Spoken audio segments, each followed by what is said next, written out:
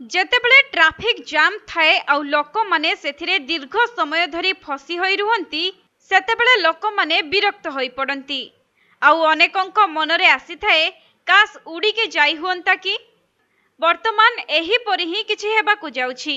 लोकंक मन कथा बुझिछि InterGlobe company.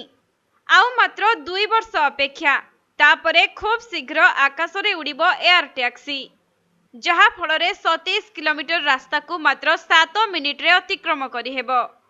तेबे जेउ रास्ता रे जीवाकू 1.5 घंटा रु अधिक समय लागे एयर टैक्सी ताहाकू 7 मिनिट रे अतिक्रम करिबो।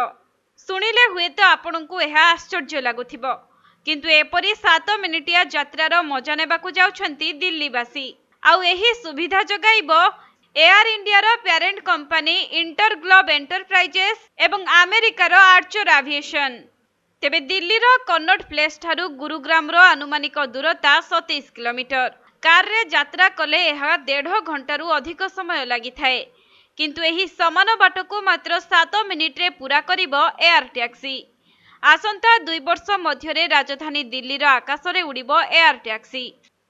तेबे एही एयर टैक्सी गुड़िको स्वल्प मूल्य रे यात्री को दिल्लीर कन्नॉट प्लेस रु हरियाणार गुरुग्राम को मात्र 7 मिनिट रे परिवहन करिबो।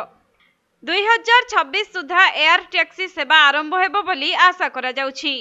मिलिथिबा सूचना अनुसार आर्चर एविएशन 200 टी इलेक्ट्रिक वर्टिकल टेक ऑफ एवं लैंडिंग करि पारुथबा विमान जोगाइबा पई घोषणा करिछि। एही 200 विमान रे प्रत्येकटी रे 12 टी रोटर लागिछि। एहार मूल्य प्राय $1 बिलियन हेबो बोली जणा पड़िछि। तेबे ही उन्नत मानर विमान रे पायलट व्यतीत 4 जन यात्री बसिबार क्षमता रहिछि। एगुड़िको हेलिकॉप्टर परि काम करिबो। कन्नॉट प्लेस एवं गुरुग्राम मध्यरे 27 किमी यात्रा पई कार रे प्राय 1500 टंका खर्च होई थाए, किंतु एयर टैक्सी रे एहार अनुमानिक भड़ा प्राय 2000 रु 3000 टंका हेबो। एही दाम देबाकू सक्षम थिबा व्यक्ति किंबा अत्यावश्यक पई आवश्यक थिबा लोके एहार सुविधा पाई परिबे।